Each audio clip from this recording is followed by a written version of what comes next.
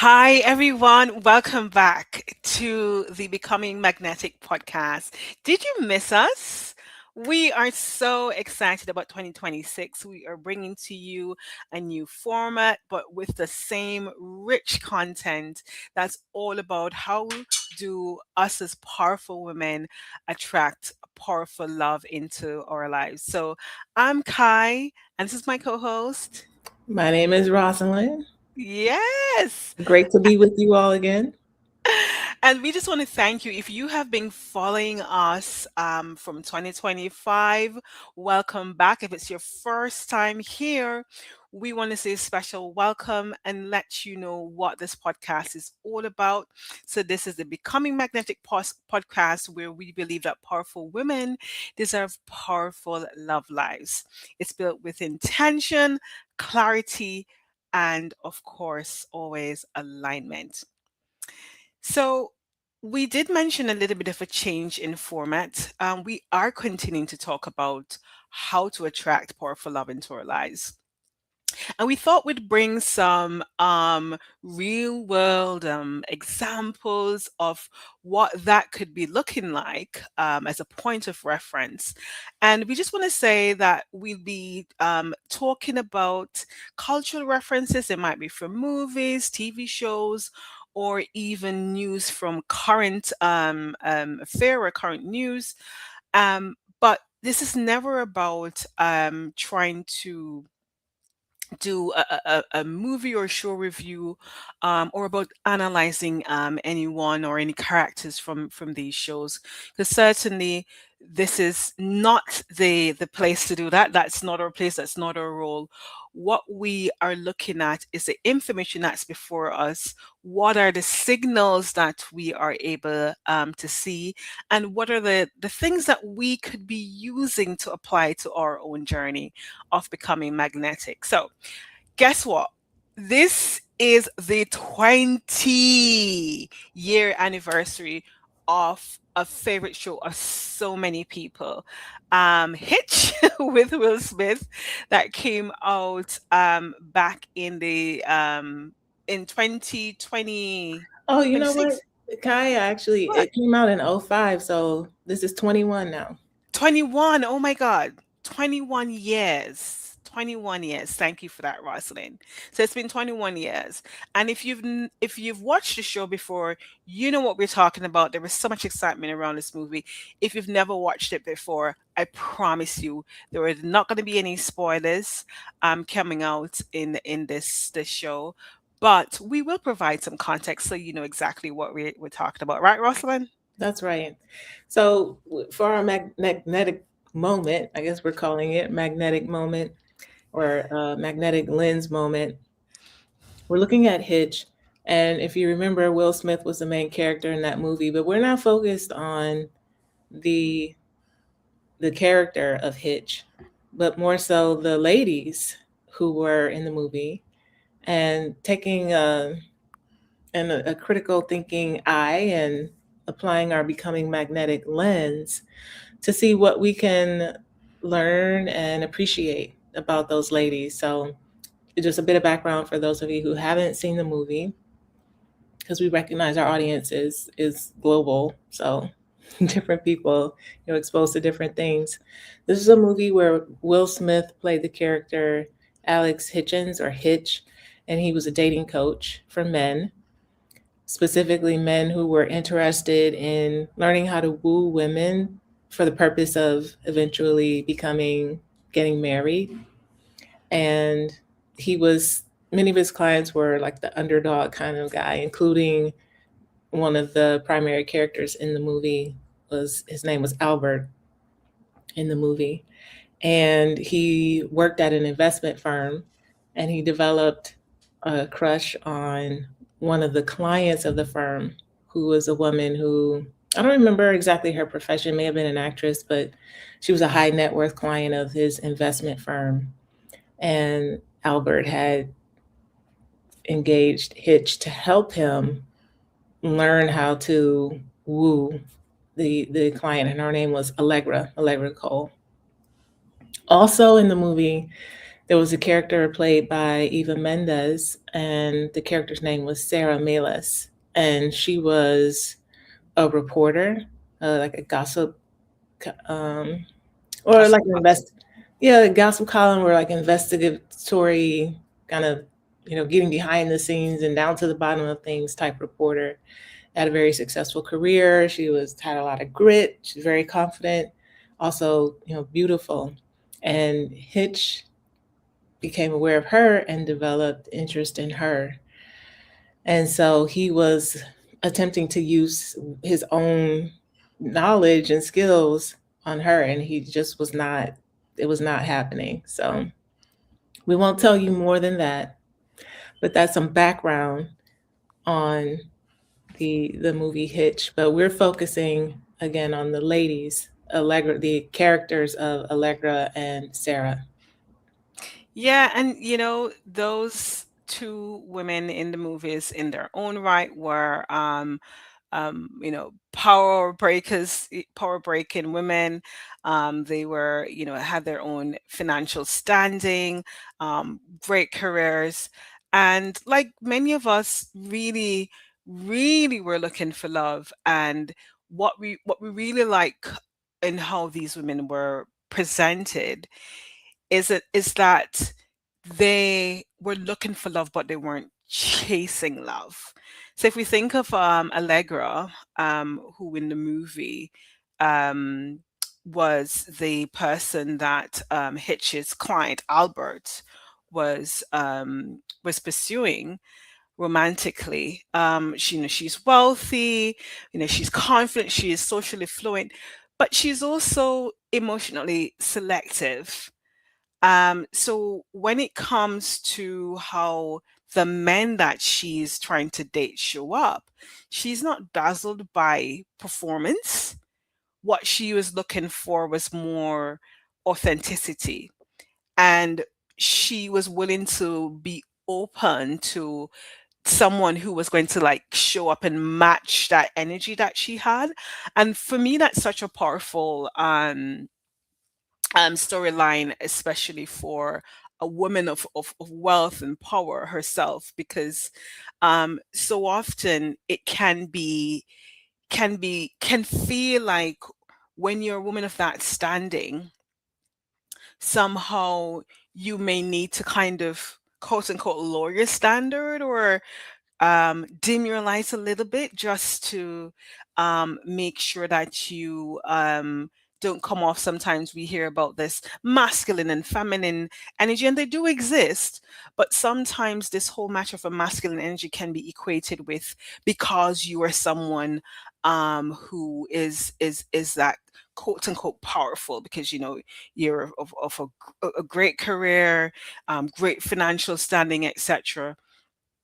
As if we're not careful, you can almost be told to tone it down a little bit, right? Not seem so powerful. And here were these two women, and if we think about Allegra, um, she was yes wanting to date, wanting to find a partner, but she was looking someone to match that energy.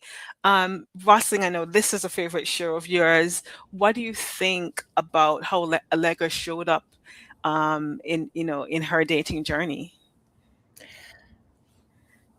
What you said resonates about her wanting someone to match her energy. So being someone who was in the spotlight, she and expected to always show up with a certain level of polish and poise. She wanted to be able to be herself in her relationship. And if people saw the movie, she had some goofiness. She liked to be silly sometimes. And the, you know, starting to date the Albert character allowed her to experience that. Yeah. And so there was something about because I like you brought in the whole matter of her of being a bit goofy, right? She was really just being herself, right? Um, there is something about not having to feel like we have to prove that we deserve to be noticed, to deserve to be loved, right? And starting to discern between the noise that's out there, because in I don't know about you, Austin, but sometimes when I look at the kind of dating scene, it can feel in one way that there is a drought, i.e., I'm not finding the kind of quality men frequently. Not saying they don't exist, but maybe not as frequently as you'd love to match your partner. And in another sense, it's just like there's a deluge of people that whether it be that you're doing online dating or out that might seem to be showing up, and so there can be a bit of confusion because it's like, well, do I just kind of go along then with who's paying attention to me? But you can see here where it was just this sense of, well, actually, I know who I am. I'm not trying to show and prove that, I deserve to be loved. And I'm going to discern between what it is that really matches what I'm looking for. And if it's not rising to that standard, then I'm going to be okay and say, well, maybe this is not for me. And I really liked that. Yeah. Yeah. So shall we maybe have a shift gears and talk about Sarah? Sure. Before we do, I always like to just think about like a reflection point as we're doing discussion for the women who are listening. Um would love you to think about when when you have been dating, have you ever felt that pressure to dim yourself to be more approachable? You don't have to share it with us, but just something to think about, that if you've ever felt that pressure, and how have you responded to that? Were you happy in the way that you showed up when you were facing that challenge? So just a reflection point, something to think about. But no, absolutely. Let's talk a little bit about the other character, Sarah. Well, I want to build on that prompt before we shift gears because I am I've felt the need to not be as big or talk about certain aspects of myself. But then it'd be helpful, I think, for the ladies to reflect on why as well. So as Hmm. you reflect on the question that Kai posed, where have you felt pressure to dim yourself to be approachable? Where has that come from? Because we want to be able to parse out what are some of our own limiting beliefs around being awesome, so, for lack of a better phrase, versus what's actually coming from past experience or our fear about how somebody else will receive Mm. us. Good, So where is it coming from? I think is something that it's good to question as well. great question. I like it. I like it. So thank you. All right. So when it comes to Sarah, the character Sarah in the movie Hitch, she is someone who valued truth, right? Honesty, integrity, curiosity. And she, as I mentioned in the beginning, Hitch had attempted to use his same approach or the tactic strategy that he was teaching to his clients with Sarah, and she was fully unimpressed. And he couldn't figure out how to break through with her. And when he finally let go of the performative aspect of who he was being, that's when she started to warm up to him. So she was looking for alignment, for authenticity over charm and, this suave person. So, Yeah, and I just want to put it out there. We, on our own dating journeys, have looked at how else can we invest in our love lives to make sure that what in the same way if we wanted our careers to be better, our businesses to be better, we went out there, sought the knowledge, sought for support. How could we do the same for our love lives? So there is we do strongly believe that that investment could include getting someone like a dating coach, right? Absolutely. And in this case, there is this whole matter of Hitch, the character, using his own strategy as a dating coach in to pursue this woman. Now, we are not saying that that's not useful because, as we have spoken about on this podcast, there's going to be some unlearning that all of us need to do, right? And in the same way you have coaches for business and for careers, there'll be people who understand that whole matter of emotional connections, right? And how it is that we can start to engage with other people, potential partners, in a way that allows us to meet the right one, right? Or partner with the right person. But what's important here is no matter how many tactics we're taught, no matter how much strategies that we are taught, we have to still remain authentic to ourselves. And that's what makes the difference. Because if the strategy then moves into leading us to perform, into this whole performance bit, it loses the essence of who we are. And people can read that. People can absolutely read that. And so it's being mindful of that, and recognizing where, even as you're on a learning journey about love, and attracting the love that you want, whatever tips you're seeing out there, there's no perfect scenario, there's no perfect formula for finding love.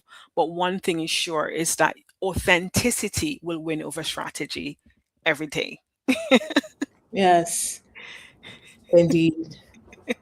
And I think, related to that, we've talked in previous episodes about becoming clear about our, what your vision of love fulfilled is, what qualities and characteristics you're looking for in someone. And I think when it came, something else that we can learn from this Sarah character is that she was very clear about wanting Hmm. that. And if it, if it wasn't there, then she wasn't going to engage. Yeah. Um, Yeah. and That that, I think, coming, right, having that discipline, that self discipline, right, self understanding, and then self discipline to not just identify the qualities and characteristics we're looking for, but then also act accordingly.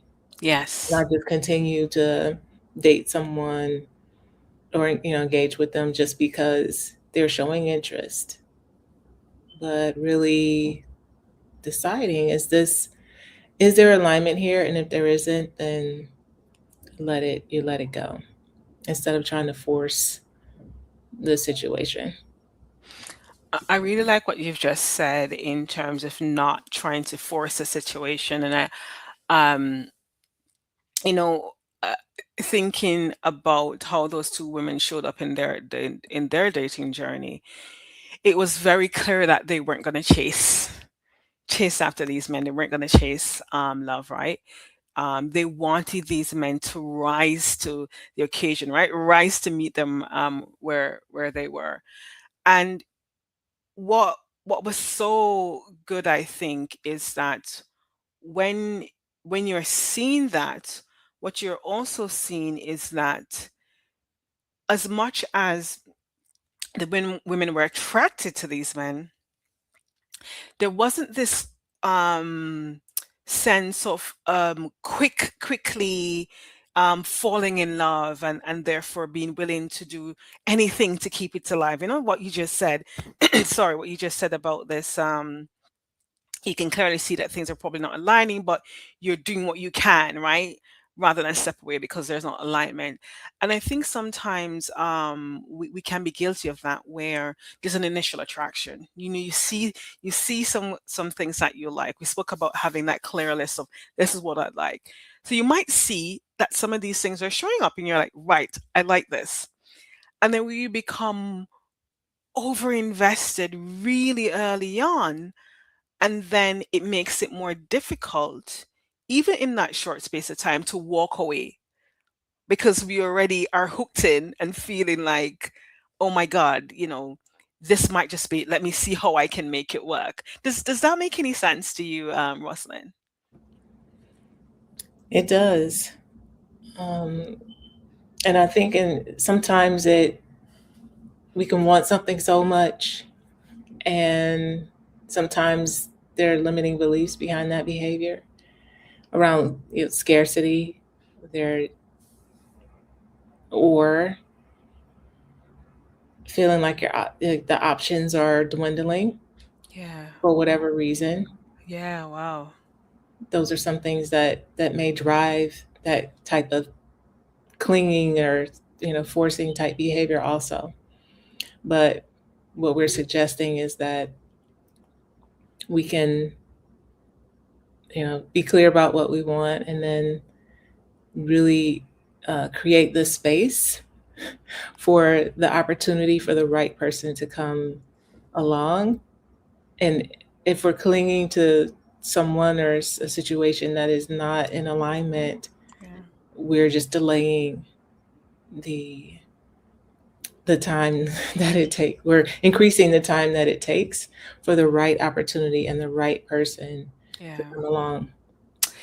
You've just invoked in me, or brought back to me, a very powerful memory of so many years ago when I was another part in my dating journey, and I'd just come out of, I say just come out of a relationship, but it's probably over a year I'd left a relationship, but that really was just not aligned. It was just not for me.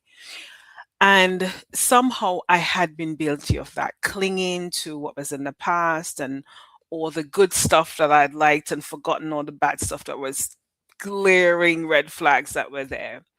And I remember I had this dream where um, I was at the what we call is stabling. So for context, I come from a professional point of view. I also come from a railway background. I've was in there for many years. So when we talk about a stabling yard, what we refer to is a place where the trains come home to sleep overnight. Basically, that's what happens. And I remember that in the dream, there was a train in a lane in the stabling yard that was sat there, and there was another train that was waiting to come. And so essentially, because this train was there, it meant this other new shiny train could not come in. And I remember waking up, and there was such an immediate connection emotionally for me for what I was doing with my own love life, where I was so busy clinging to the past that this train, this thing that was sat there, that was no longer in alignment, no longer of use to me, was sat there rather than departing as it should to go on its own journey and allow the new train to come in and be there and rest, get its rest, right? And so you just brought back that memory of that. And so I don't know who that might speak to, if any at all, but it's such a powerful reminder that we really want to be in a place where we recognize, one, when we are perhaps investing too early emotionally, when we have just met and are just starting to learn more about individuals, but two, when we do recognize that there's no alignment, to really be prepared to go, you know what? This is not for me. And if I continue in this space, it then I am wasting my time. I'm wasting the time of the other person. And it doesn't allow me then to be able to move in a way that creates space for the right person to come. The train analogy, I like it. And we can do that. So in that case, there's a physical, another train in the way, but sometimes our own thoughts can block us too, right? Whether it's dating the wrong person for too long or allowing the person we've broken up with to take up head space and heart space for much longer than they should. Thereby, they're blocking the new opportunity. I like it. Absolutely. So, in terms of I guess a reflection question, thinking about the Sarah character and everything that flowed after, maybe we can offer this one. So, if you think about the last time you were on a date or getting to know someone in a relationship, were you showing up as yourself Mm. or as a version that you thought would land better, like Hitch? Yeah. Yeah. N- And absolutely no disrespect to Hitch with the movie, wonderful movie, but certainly there are powerful lessons to be learned from that. Yeah. And so, as we come to the close of this episode, we hope you enjoyed our new format, where we're really taking real life examples, whether it be from movie shows, or you'll hear us making reference to current events or news stories that just really bring to light what we mean by coming on this journey of becoming magnetic. And so, we want to leave you with this thought, right? That the right person will never, ever be confused about your worth. Again, Shall we say that one more time? For run it those back, in the back, run it back, run it back. one more time. So, those at the back, right? Just remember as you're on this journey that the right person will never, ever be confused about your worth. I love that one.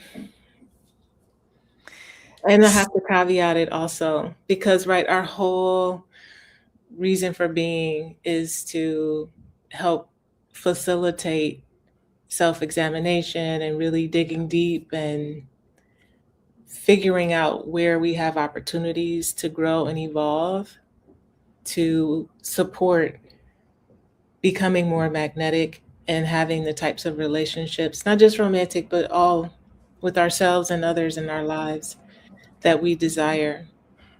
And so I wouldn't want anyone to misconstrue what Kai just said or my enthusiasm for it with I can just be who I am and that has to be enough. That's not what we're saying here.